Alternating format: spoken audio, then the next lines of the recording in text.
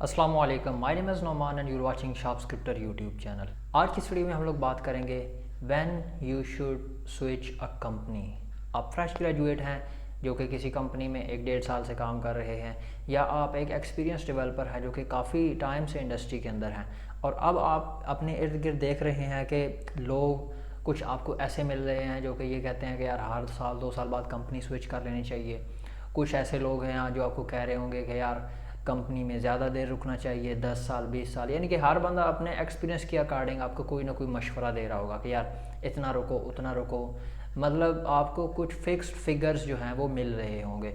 आप कंफ्यूज्ड हैं कि क्या मुझे किसी कंपनी के अंदर ज़्यादा देर रुकना चाहिए, थोड़ा रुकना चाहिए, क्या मुझे स्विचेस करने चाहिए क्योंकि स्विच करने से सैलरी हाइक मिलती है, या मुझे एक कंपनी में ही स्टे करना चाहिए, कौन सी ऐसी चीज़ है जो कि मुझे करनी चाहिए। तो आपको परेशान होने की ज़रूरत नहीं है, क्योंकि आज की इस वीडियो में मैं आप लोगों के साथ एक क्राइटेरिया शेयर करूंगा।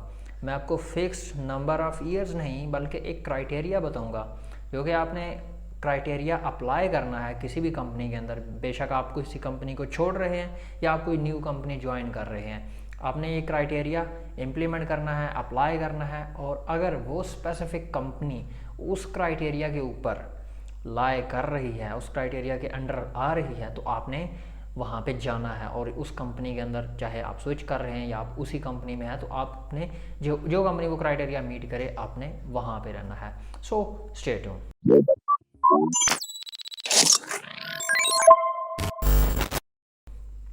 ओके, सो क्राइटेरिया बताने से पहले दो चीज़ें सबसे पहले क्लियर कर देना चाहता हूँ।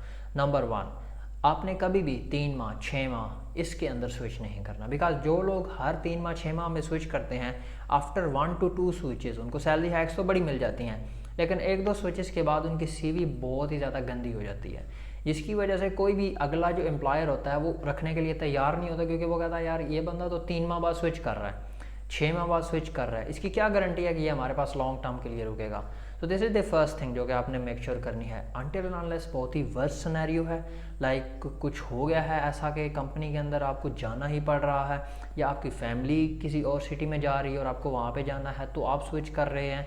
Other than this, for only getting salary hike और getting another working with another people और like working in a flexible environment, इन चीज़ों के लिए आपको कभी भी 3 माह 6 माह में स्विच नहीं करना चाहिए। This is the first thing.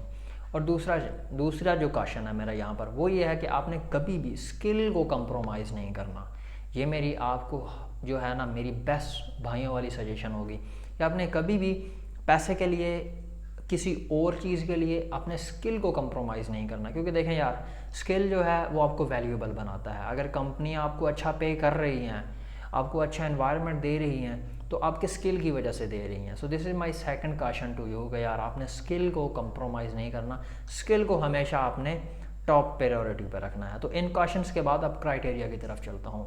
Criteria के अंदर मेरे पास बेसिकली 3 क्वेश्चंस हैं जो कि अपने आप से आपने पूछने हैं। क्वेश्चन नंबर 1, क्या जिस कंपनी में आप काम कर रहे हैं आप वहाँ पे फाइनेंशियली ग्रो कर रहे हैं या नहीं कर रहे। देखें, इसके अंदर वो स्किल सेट वाली जो मैंने बात की है वो सेपरेट हो गई है। That is the first priority, वो आपने हमेशा देखनी है। लाइक अगर आपको स्किल नहीं मिल रहा और ये सब कुछ मिल रहा है जो मैं अभी बताने जा रहा हूँ, तो आपने इस पूरे क्राइटेरिया को इग्नोर कर देना है, आपने स्किल को प्रायोरिटी देनी है। अदर देन स्किल बात कर रहा हूँ मैं। तो फर्स्ट इज द फाइनेंस, क्या आपको कंपनी आपके स्किल सेट के अकॉर्डिंग पे कर रही है, मार्केट कम्पिटिटिव सैलरी आपको मिल रही है। अगर मिल रही है, well and good, perfect, you pass the first question. The second question है कि क्या यहाँ पे आप काम कर रहे हैं, do you have work life balance, आपकी बाउंड्रीज़ हैं आपके काम में और आपके ऑफिस के आपके घर में। अगर आप रिमोटली भी काम कर रहे हैं तो क्या वहाँ पे भी बाउंड्रीज़ आपकी हैं कि यार ये मेरा काम का टाइम है, ये मेरी फैमिली को टाइम देने का टाइम है। अगर बाउंड्रीज़ हैं तो it's good, this is called work life balance. अगर नहीं है, लाइक अगर आपको वीकेंड पे काम करना पड़ रहा है, अगर आपको एक्स्ट्रा बैठना पड़ रहा है, बहुत लेट सिटिंग बहुत ज़्यादा है, तो now ask the third question. Third question is, do you have a flexible environment. What is flexible environment? Flexible environment का मतलब होता है कि ज़्यादा प्रेशर नहीं है काम का, बॉस की तरफ से कोई ज़्यादा मसले मसाइल नहीं है, काम समझ में आ रहा है, काम हो रहा है, आने जाने पे कुछ खास रिस्ट्रिक्शंस नहीं है कि इतने बजे हो और इतने बजे जाओ, आप इजीली आ जा रहे हैं, आपके इन्वायरमेंट में इर्द गिर्द जो लोग हैं वो टॉक्सिक नहीं हैं। तो this is the third question that you have to ask. This is basically a flexible environment. तो अब आपने ये 3 क्वेश्चंस आपने अपने आप से पूछने, और अब ये 3 क्वेश्चंस पूछने के बाद आपने ये ऐसा नहीं करना कि अगर आपको लगे अच्छा यार मुझे अच्छी सैलरी नहीं मिल रही, मुझे फ्लेक्सिबल एनवायरनमेंट नहीं मिल रहा, या मुझे वर्क लाइफ बैलेंस नहीं है तो मैं स्विच करूँ। नहीं, देखें यहाँ पे आपको कुछ कंप्रोमाइज़ करने पड़ सकते हैं। कैसे? अगर आपको कहीं से अच्छा स्किल सेट मिल रहा है लेकिन कुछ सैलरी थोड़ी सी कंप्रोमाइज्ड है, सो इट्स ओके। स्किल के लिए आप सैलरी थोड़ी सी कंप्रोमाइज़ कर सकते हैं। कहीं पे ऐसा भी हो सकता है सैलरी तो अच्छी है, स्किल भी अच्छा मिल रहा है, लेकिन कुछ एक्स्ट्रा एफर्ट लगानी पड़ रही है, तो इट्स मीन अब थोड़ा सा वर्क लाइफ बैलेंस पे आपका कंप्रोमाइज़ हो रहा है। तो ऐसा कुछ ना कुछ हो सकता है कि ये तो मैंने आपको अल्टीमेट बता दिया, बट ये हमेशा पॉसिबल नहीं होगा। कुछ चीज़ों पे आपको हल्का फुल्का कंप्रोमाइज़ करना पड़ सकता है। सैलरी पे भी करना पड़ सकता है, वर्क लाइफ बैलेंस पे भी करना पड़ सकता है, फ्लेक्सिबल एनवायरनमेंट में भी करना पड़ सकता है। एक चीज़ इस पर कभी कंप्रोमाइज़ नहीं करना, that is your skill set. इस पर कभी भी कंप्रोमाइज़ नहीं करना। बाकी 3 चीज़ों पे कंप्रोमाइज़ हो सकता है based on the need and demand, ठीक है।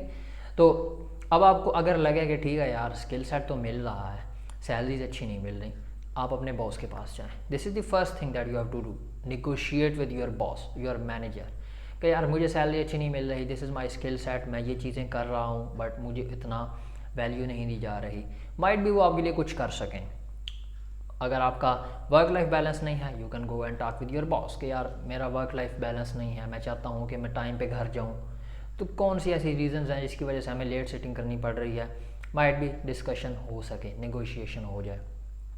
तीसरी चीज़ आपका फ्लेक्सिबल एनवायरनमेंट, इस पर बात करें तो पॉइंट इज़ कि हमेशा स्टार्ट विद द डिस्कशन करें, फौरी डिसीजन मेकिंग ना करें कि स्विच करना ही करना है, बिकॉज आगे जाएंगे मसले मसाइल हो सकते हैं। सो पहले ये देख लें कि क्या मैं यहाँ पे फिट इन हो सकता हूँ किसी तरीके से।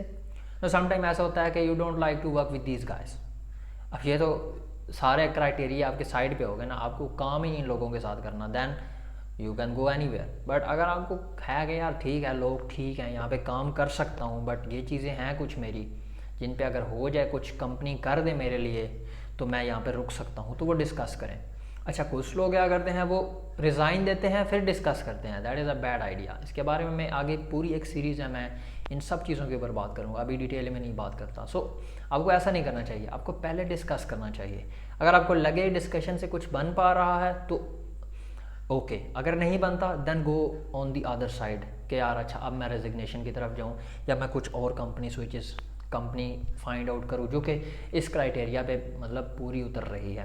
तो ये बेसिकली मेरी सजेशंस थी आपको कि यार कंपनी स्विच करने से पहले आपने किन किन चीज़ों को देखना है, अपने माइंड में रखना है, और यही क्राइटेरिया आपने अप्लाई करना है जब आप किसी न्यू कंपनी को ज्वाइन करें कि यार क्या मुझे वहाँ पे ये XYZ चीज़ें मिल रही हैं जो मैंने बताई हैं, skill set, finance, flexible environment, professional growth. और समटाइम आगे कंपनी वाले ये पूछ भी देते हैं कि why you are switching, so you can give them this answer कि यार मुझे वहाँ पे एनवायरनमेंट अच्छा नहीं मिल रहा, या वहाँ पे सैलरी अच्छी नहीं है, फाइनेंशियली मैं स्ट्रॉन्ग नहीं हूँ, प्रोफेशनली स्ट्रॉन्ग नहीं हूँ। तो इन चीज़ों को आप आगे मेंशन कर सकते हैं, अपने रीजंस जो हैं आप उन्हें शेयर कर सकते हैं कि इन रीज़न से मैं जो है स्विच करना चाह रहा हूँ। तो इंशाल्लाह इन टॉपिक्स को लेकर के पूरी एक सीरीज़ आ रही है, मैं आगे और भी वीडियोस डालूंगा क्योंकि मेरा पास्ट एक्सपीरियंस गुजरा है स्विचिंग को लेकर के। तो इसके ऊपर मैं इंशाल्लाह और वीडियोस बनाऊँ जिसके अंदर हम लोग बात करेंगे कि आपको जॉब कैसे हंट करनी है, आपको इंटरव्यूज़ कैसे देने हैं, सैलरीज कैसे नेगोशिएट करनी है, आपने काउंटर ऑफ़र को कैसे आपने डील करना है, मल्टीपल ऑफर्स को आपने कैसे डील करना है। उसके अलावा आपने अगली कंपनी के अंदर जब जाएँ तो ऑनबोर्डिंग का प्रोसेस और इनिशियल आपने कैसे वहाँ पे फिट इन होना है, नोटिस पीरियड कैसे सर्व करना है, कंपनीज़ कौन सी अच्छी हैं पाकिस्तान के अंदर फॉर फ्रेशर, फॉर एक्सपीरियंस। तो इन सब टॉपिक्स के ऊपर इंशाल्लाह मैं एक सीरीज़ में वीडियोस बनाता जाऊँगा। अगर आप फ्यूचर में देख रहे हैं तो माइट भी वीडियोस आ चुकी हों, आप शार्प स्क्रिप्ट यूट्यूब चैनल पे जा करके देख सकते हैं। तो बस आज के लिए इतना ही। अगर आपको वीडियो पसंद आई है तो वीडियो को लाइक और शेयर करें। अगर आपके माइंड में कोई क्वेश्चन है तो कमेंट सेक्शन में लिखना ना भूलिएगा। ज़िंदगी रही तो फिर मिलेंगे इंशाल्लाह एक और नए साथ, तब तक के लिए अल्लाह हाफिज़, अस्सलाम वालेकुम।